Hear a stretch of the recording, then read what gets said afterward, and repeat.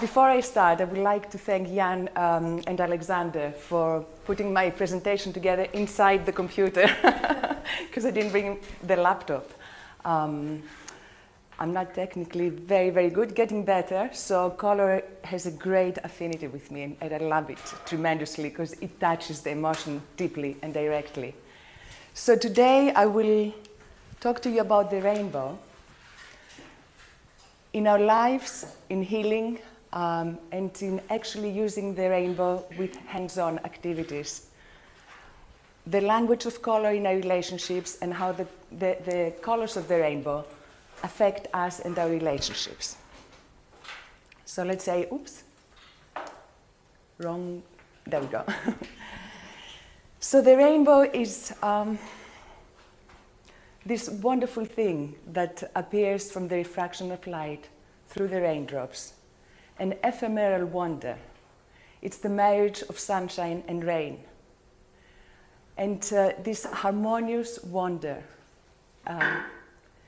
never fails to bring the inner child out and bring a smile in our face. It's always a token of hope and joy and something that makes us look forward to the future. It is the token of the covenant after the Bible that God made with us to give us this kind of joy and balance for the next generations. And can you hear? I'm nervous, but it will get better. It's always the start. In Goethe's theory, the rainbow was made as a mediator between the light of the being as it was up before it came down to incarnate into the darkness of the human body. So we have this lightweight bridge from heaven to earth where angels used to walk up and down, that used to call the Bifrost bridge.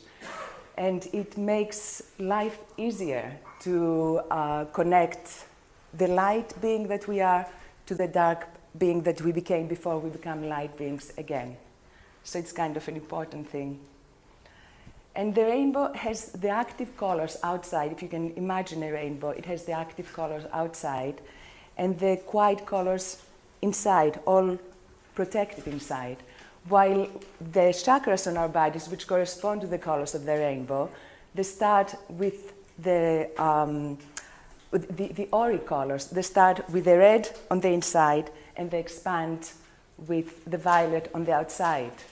But what's common with these two things is that we have the green in the middle, which is the centering, the relaxing, and the balancing color.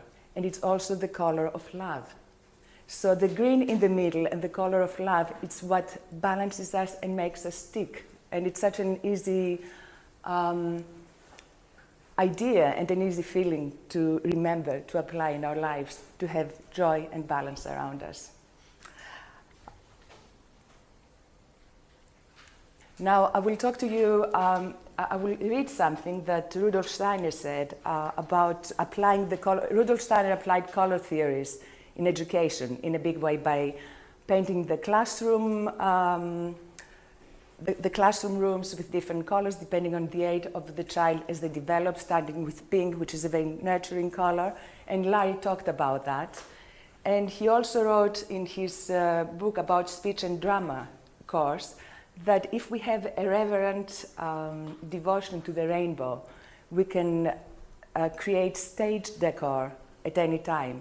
So I was asked to make this mural. It's not really a mural, it's paint on doors, on cupboard doors, where they hide the toys and the dress-up clothes in a hospice for very ill children. Basically, the children there, they never come out, unfortunately.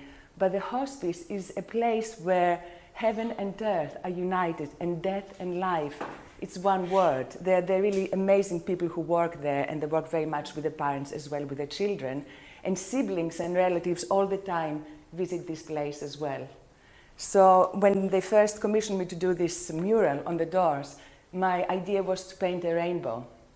And then I thought I'll put lots of little details and animals and things for the children to spend more time looking at it, and then they can get the healing energy of the color. So I will read you what Steiner wrote about this stage, the reverent devotion to color. What a lovely thing to say. It says, the rainbow. I feel within me a mood of prayer. That is how the rainbow begins, in the iridescent violet that goes shimmering out and out into immeasurable distances. The violet goes over into blue, the restful, quiet mood of the soul. That again goes over to green. Remember green? When we look up to the green arc of the rainbow, it is as though our soul is poured out over the sprouting and blossoming nature's world. It is as though, in passing from violet and blue into green, we had come away from the gods to whom we were praying, and now in the green we are finding ourselves in a world that opens the door to wonder, opens the door to a sensitive sympathy and antipathy with all that is around us. Balancing. If you're really drunk in the green of the rainbow, you are already on the way to understanding all the beings and things of the world. Then you pass to yellow, and in the yellow you're firmly established in yourself, and you feel you have the power to be a man in the midst of nature. That is to be more than the rest of nature around you. And when you go over to orange, then you feel your own warmth that you carry within you. And at the same time, you're made sensible of many shortcomings in your character and of good points too.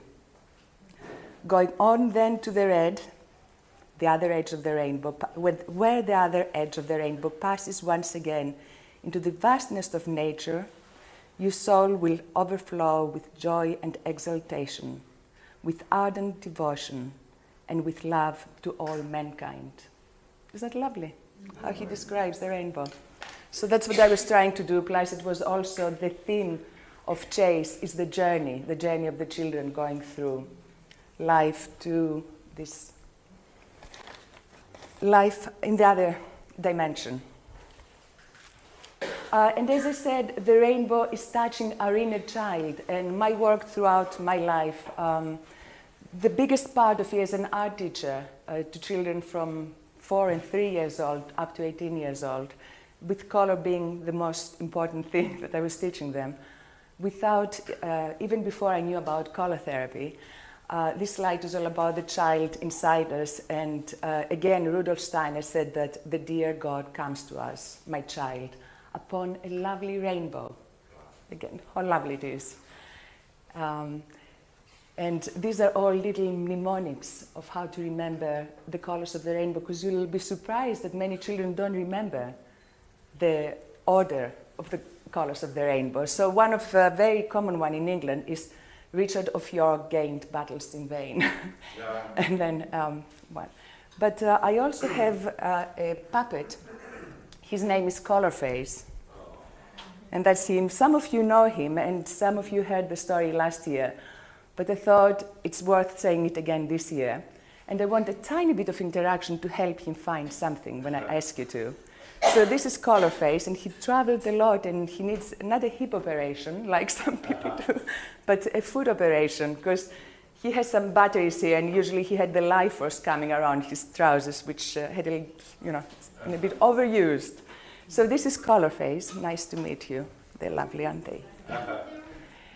And that's the way I explain to the children about the chakras.